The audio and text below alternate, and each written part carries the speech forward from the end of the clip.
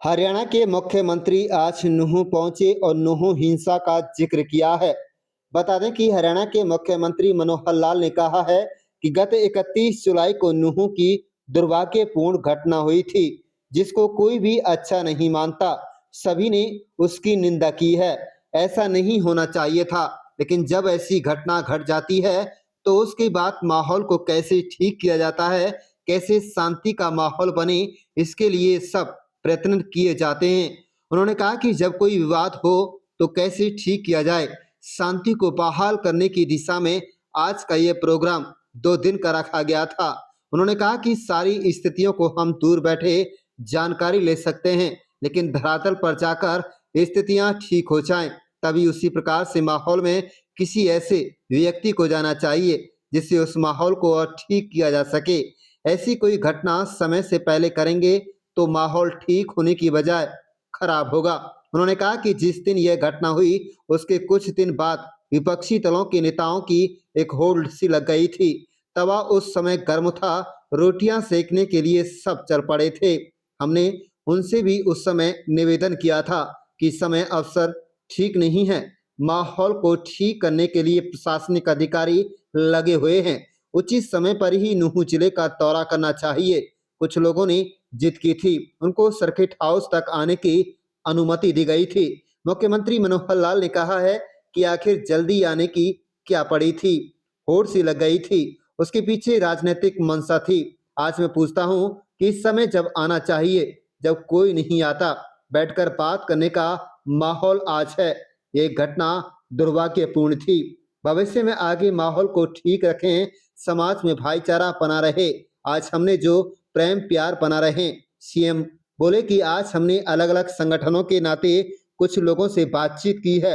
एक peace committee के दोनों वर्गों के लोगों से शामिल हुए और उनसे बातचीत की। वहीं आपको बता दें कि पीस कमेटी की बैठक में भाग लेने वाले मुस्लिम धर्म गुरु मुफ्ती जाहिद हुसैन ने कहा है कि अच्छी पहल है, अच्छे माहौल में शांति सद्भाव को लेकर बातचीत हुई है। नूंह हिंसा को सबने निंदा की है। आप देख रहे हैं नूंह विवाद से लियाकत अली की रिपोर्ट। चैनल को जरूर सब्सक्राइब कर लीजिए। उससे पहले सर्किट हाउस की बैठक ली जाती है, उसके बाद संयुक्त परिवार से मिला जाता है, फिर एक पीस कमेटी की बैठक ली जाती है। क्या देखें, अभी तो और भी 2-3 बैठकें हो रहे हैं। मित्रों, जैसा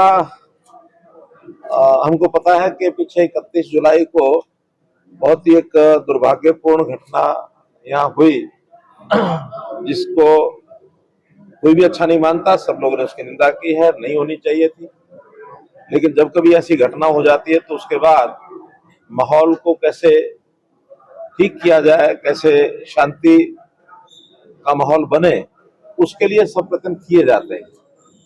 और उसी के ठीक करने की दिशा में आज का मैंने एक प्रोग्राम ये 2 दिन का रखा है, आज का और कल का नूंह का, क्योंकि सारी स्थितियों को तो हम दूर बैठे भी जानकारी मिलती है क्या है क्या नहीं है, लेकिन हमारा यही है कि पहले स्थितियां ठीक हो जाए, तभी उस प्रकार के माहौल में किसी ऐसे व्यक्ति को जाना चाहिए जिससे उस माहौल को और ठीक किया जा सके।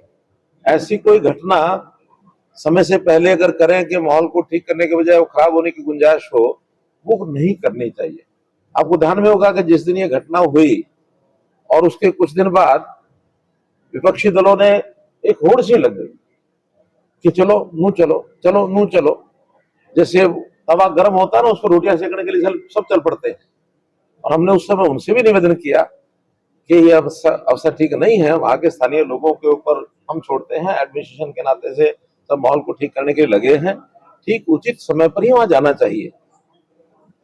फिर भी कुछ लोगों ने जिद की, हमने उनको रेस्ट हाउस तक, सर्किट हाउस तक जाने के लिए कहा कि वहां जानकारी लेके आ जाए, लोगों से मिल लें। लेकिन आखिर इतनी जल्दी आने की जो होड़ लगाते हैं, उसके पीछे निश्चित रूप से राजनीतिक मंशा होती है। आज मैं पूछता हूं कि इस समय जब आना चाहिए तब कोई क्यों नहीं आता? बैठ के बातचीत करने का माहौल तो आज है। ये घटना घटी है, गलत है, दुर्भाग्यपूर्ण है, निंदनीय है। आगे माहौल को ठीक रखें, समाज में भाईचारा बना रहे, प्रेम प्यार बना रहे।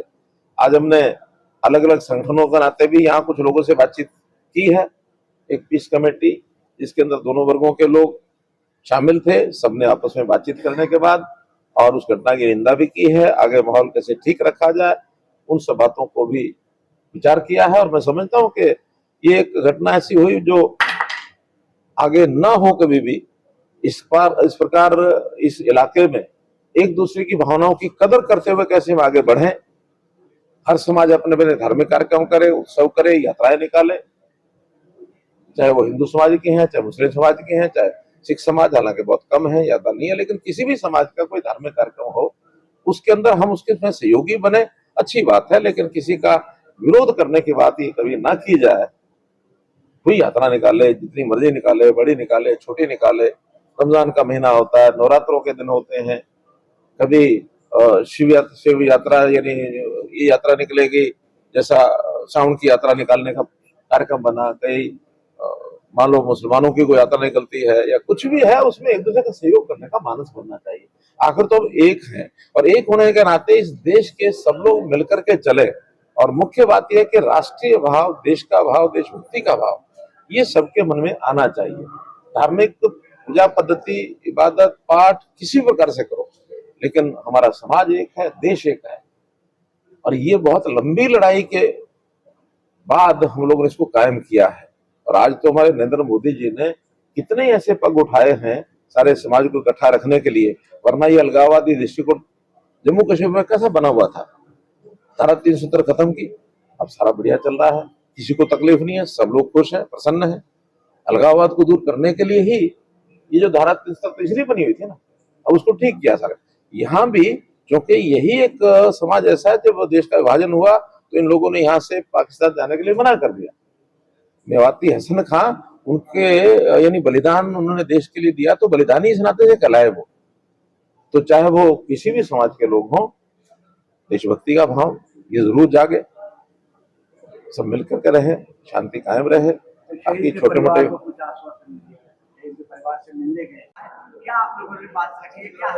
देखिए, पीस कमेटी की जो मीटिंग बुलाई सीएम साहब ने, बहुत बहुत खुशी। लेकिन सबके लिए यही कि हमारे भाईचारा, अमन, शांति बनी रहे, सलामती रहे, वही उनका पैगाम था, वही हमारा पैगाम है। और हम ये चाहते हैं कि हिंदू, मुस्लिम, सिख, ईसाई का यहाँ भाईचारा जो सदियों का था वो आज भी है और आगे भी रहेगा। यहाँ हमारे इलाके में हिंदू मुस्लिम का झगड़ा नहीं है। अगर किसी ने झगड़ा किया है तो हमने अब भी बात कही है, फिर दोहरा रहे हैं, वो चैलेंजबाजों की चैलेंजी का झगड़ा था। आम हिंदू मुस्लिम का कोई झगड़ा नहीं था, शहर में, ना गाँव में, किसी कस्बे में। उसकी अमन की बात है। अमन की कोशिश हमने पहले की है, अब भी करेंगे, आगे भी करेंगे। और हम जायज में हमेशा अमन के साथ में रहें, प्रशासन के साथ रहें। नाजायज में निर्दोषों को जो पकड़ा गया, हम उसमें कभी तारीफ नहीं कर सकते। आगे हम अमन की बात करते हैं, दोषियों को सजा मिले, निर्दोषों को छेड़ा ना जाए, बस हम इसी का। और सीएम साहब भी हमें आश्वासन दे गए, हमने भी आश्वासन दिया, इंशाअल्लाह इलाके में अमन रहेगा। अमन के अलावा नहीं रखी इस वक्त में, अमन के बाद में कोई, अमन के अलावा कुछ डिमांड नहीं रखी। अमन अमन